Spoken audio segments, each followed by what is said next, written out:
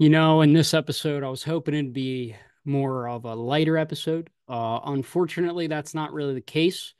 Um, I was hoping that when I was coming up with the plan for this episode, that it was going to be positive. Hey, they're moving in the right direction. They're doing the right things. But unfortunately, that's not the case. It seems that turns out beating a bad team in the Washington Nationals is not warrant enough to believe in this team after they went down there to Atlanta. And mind you, this is being recorded prior to game 2 in Atlanta. And they could go on to win the next 2 games, and all this is for naught. But for right now, they looked awful against a banged up, kind of bad Braves team right now. I was coming into this thinking, look, we're back is not the right word, but we're moving in the right direction. And honestly, for the past 3 months, give or take, it's just been bad baseball all the way around. There's no other way to put it. There is no other way to sugarcoat it. It has just been poor, bad baseball. Last time I recorded, they lost that first game to the Marlins. They then went to win um, the next four. They lose the series finale against the Nats, which that we'll get into, and then you lose game 1 in Atlanta. It's just uninspiring baseball. I mean, Bryce has been lost. So let me look up what Bryce has done the past month. Bryce Harper. Bryce. He's so handsome. So Bryce Harper, in his last 30 games, is batting 217 with 6 home runs. So Bryce is hitting 217. Let me look up his teammate, Kyle Schwarber. There's a point to this. I trust me, there is. Kyle Schwarber, in his last 30 games, is hitting 237. Mind you, Schwarber always hits for a low batting average, has a 518 slug, so we'll give him that. Now let me look up his other teammate. Trust me, let me cook here. And I think if you know this Phillies team, you understand where I'm getting at here. Trey Turner is hitting 236 in his last 30 games. What's the common theme, you ask, Jared? It is the fact that your top 3 hitters are dog water right now. Your top 3 hitters cannot hit. They can't hit water out of a damn boat if they're drowning right now. And if those 3 aren't going, the rest of your lineup is not going. Bohm has been very consistent. Stott is lost. Marsh is a bench player at this point. Rojas has been pretty good. Weston Wilson should be taking everyday reps.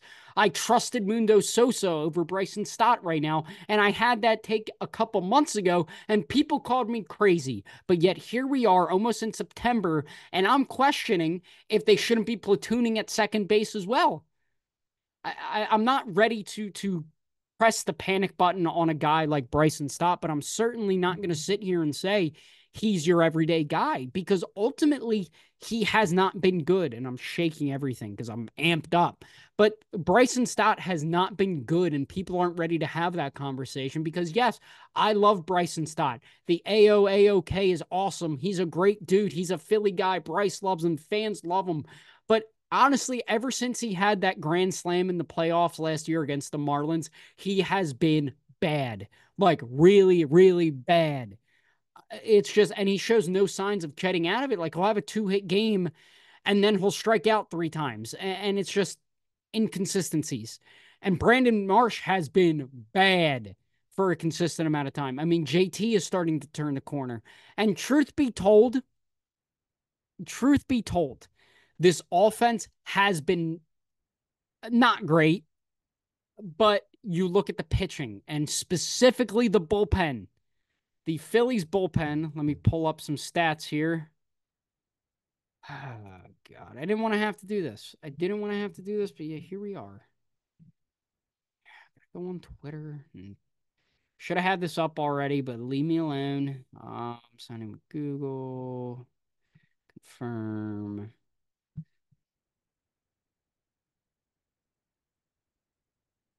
I don't know my Twitter information. This is embarrassing. Let me just go on Baseball Reference. Just let me cook here, okay? I'm amped up. I kind of went in here without really thinking about it.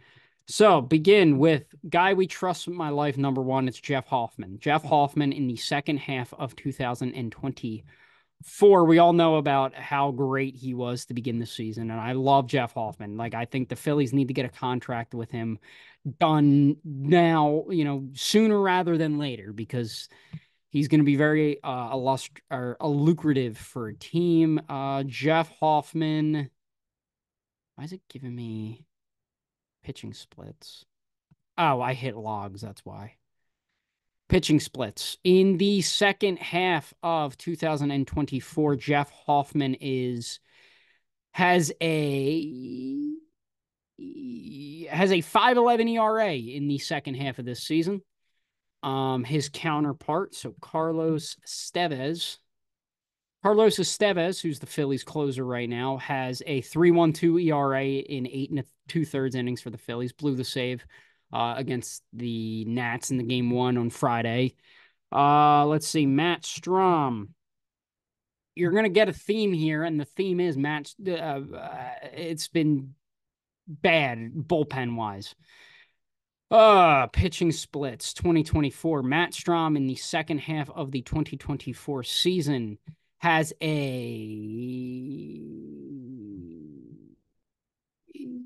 why isn't this not showing up? Has a 4.76 ERA in the second half. And my ultimate culprit of being bad is Jose Alvarado. God, has that guy been booty this year. I mean, you walk four guys and then you take them out topper. Like, how does that make any sense? In the second half this year, for love of God, he has a 6.35 ERA. Your four top guys almost all have ERAs in the fours. Let me go to Orion Kirkering. Orion Kirkering this year. He's 6'6". Jesus, doesn't look like he's 6'6". Shout out to Orion Kirkering. Orion Kirkering this year, has a 6 ERA. You get the theme here. The bullpen is leaking. And honestly, there is nobody that I trust in this bullpen to come in and be locked down. I don't trust Hoffman right now. I don't trust Alvarado. I don't trust Strom. I don't trust Kirkering.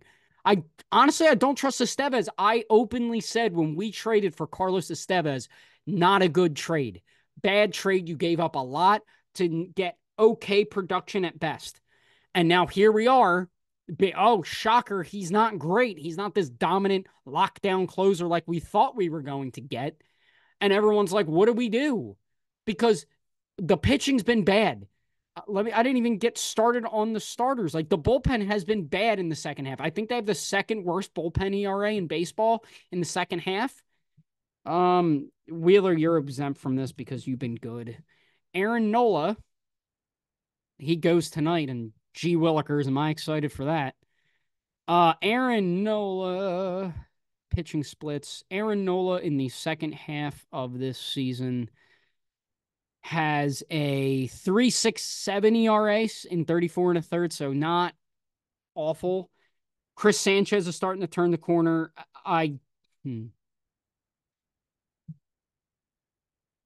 Why is Taijuan Walker still starting baseball games for my team?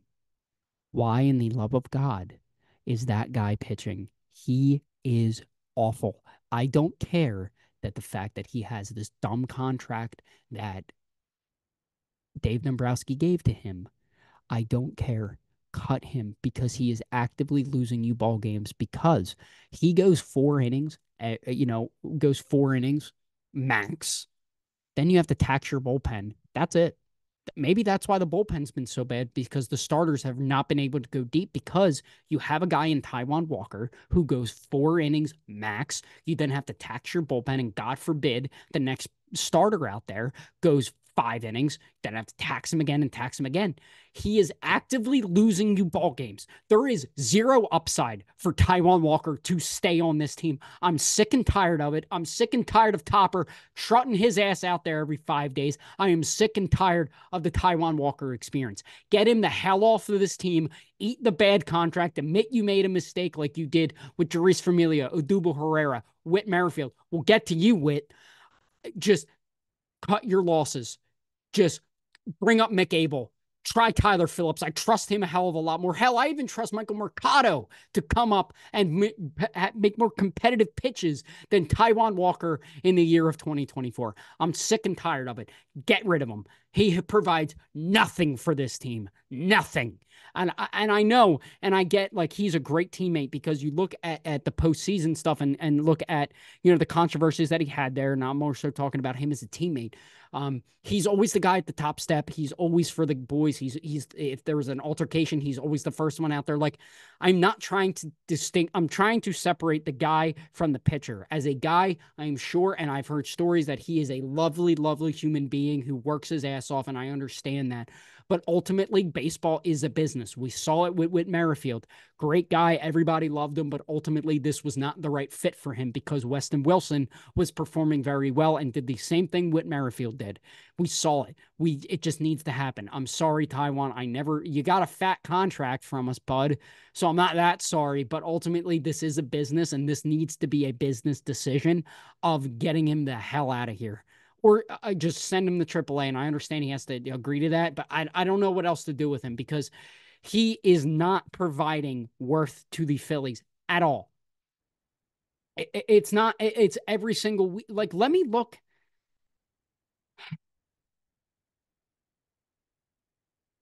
He has a 5.69 ERA in 12 starts this year. But yeah, let's keep trotting him out there. What was I looking up? Taijuan. God, what was I looking up for? Oh, his game logs, his pitching logs. So, Taijuan Walker. Okay. He has gotten into the 7th inning one time. One time he's gotten into the 7th inning. His past 1, 2, 3, 4, 5, 6, 7, 8, 9 starts. Past 9 starts. May 16th against the New York Mets, 3 1/3, 2 runs. The May 22nd against the Texas Rangers, 4 2/3, 3 earned runs. May 27th against the San Francisco Giants, 6 innings, 5 earned runs. June 2nd against the St. Louis Cardinals, 5 innings, 4 runs. June 9th against the New York Mets, 5 2/3, 2 runs. The June 15th against the Orioles, 5 2/3, 3 earned runs. June 21st against the Arizona Diamondbacks, 4 innings, 4 earned runs.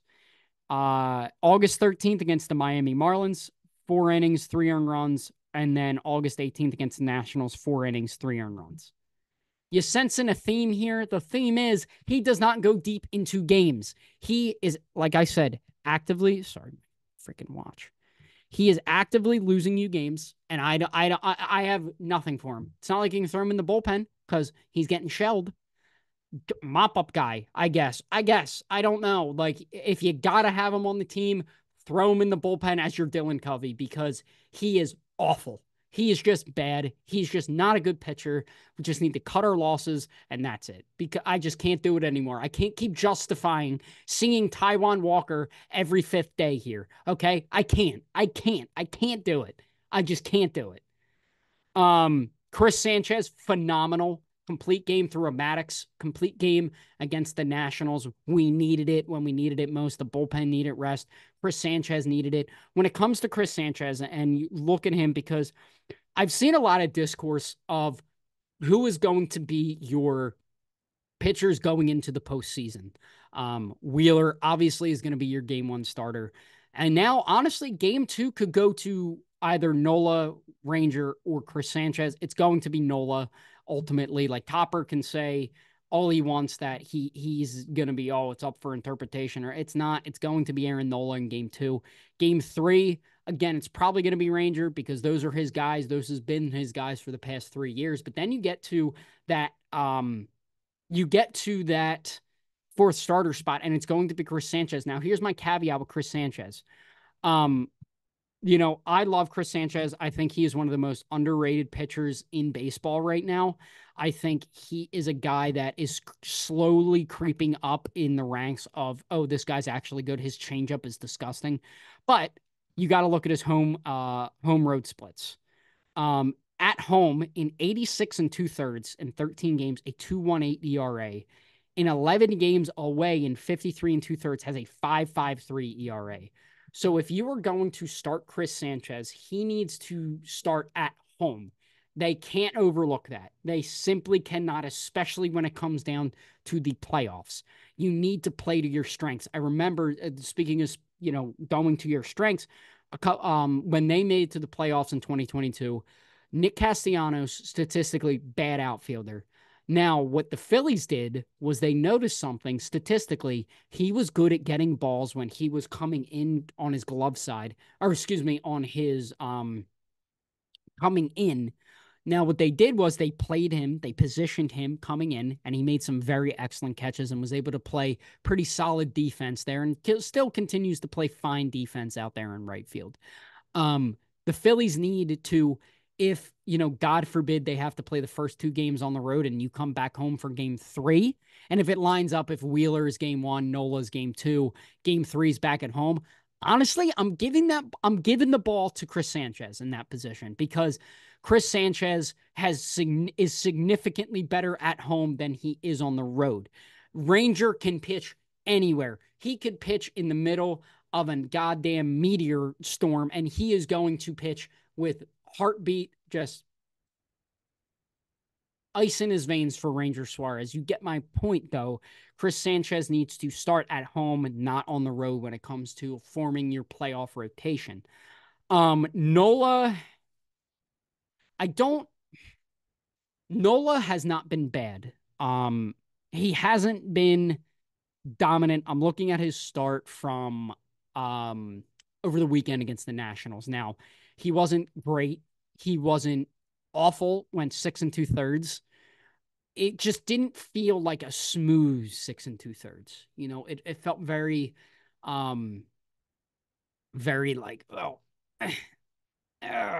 like 6 and two-thirds, and especially against the Nationals. And you have to ask yourself if that is against a better opponent in the Washington Nationals, if that is against, say, the Atlanta Braves, say the Arizona Diamondbacks, say the Milwaukee Brewers. How does that game shape up? Now, I got to give Nola the benefit of the doubt here. I feel like as a pitcher, you realize that every team deserves respect. Absolutely. 1,000%. Each team deserves that. This is a Major League Baseball team. I need to treat all of them the same. Now, in Nola's perspective, does he treat it that way? I don't know. Truthfully, I don't. It's almost that you need to dial back with Nola. I think that his next start is tonight. You gotta win tonight against the Braves. You just have to. You can't go down there and lose 2 out of 3 again. It's just so bad right now.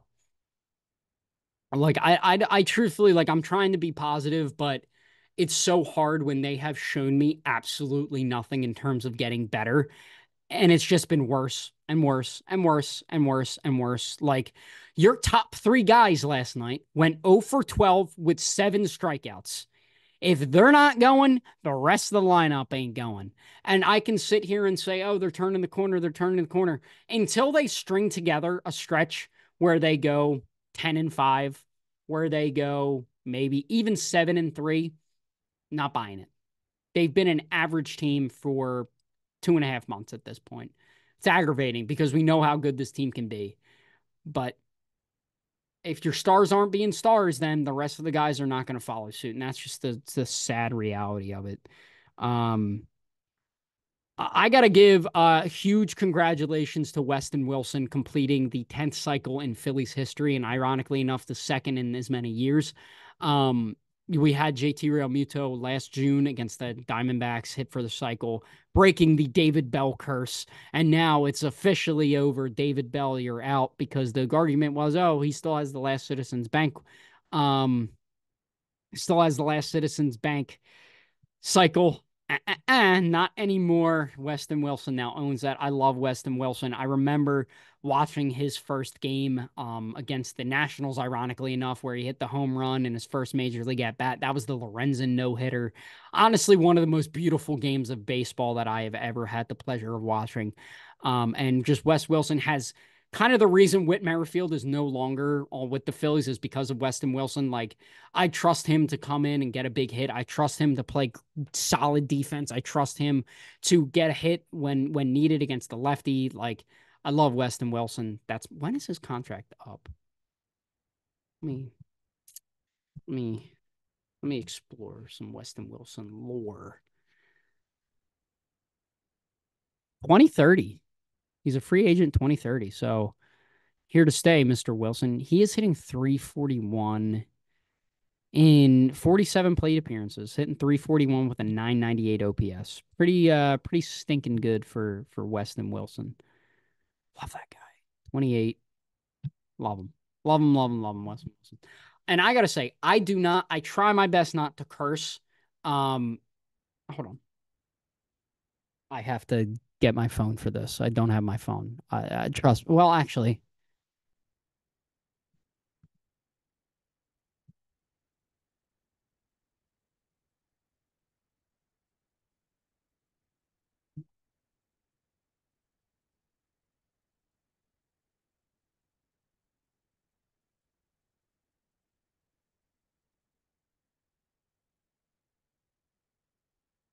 let's see.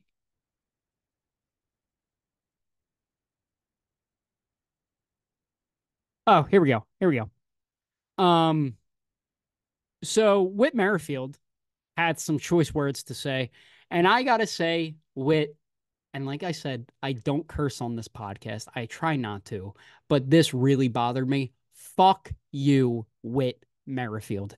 You are I hate him. I hate Whit Merrifield. I was so worried about him becoming the next Josh Harrison, and turns out he did. But that's not what got me. What got me was the quote that he said after beating the Phillies last night. He said, quote, "You want to treat it like it another excuse me." He said, quote, "You want to treat it like another game," said Merrifield. But to contribute and play well against the team that told you you weren't good enough to play for them, it feels good. You weren't good enough. You were hitting 199 with us, Whit. You were terrible for the Phillies. Don't sit there and say, oh, they told me I wasn't good enough. You sucked while you were here. You took feeble at bats, loved popping up to the infield, worked awful counts. Bad. You were a bad baseball player in your day and age. Congratulations. You had 2 hits all year. Congratulations, Whit Merrifield. I don't want to sit here and berate a guy, but I am I hated that. Oh, the team that told you you weren't good enough because you weren't. You were hitting below 200. You bum. You absolute bum. Have fun rotting away in Atlanta. You absolute jackass. Oh my God, I hate him. Oh my God, I hate him so much. I hate him. You want to know who I don't hate?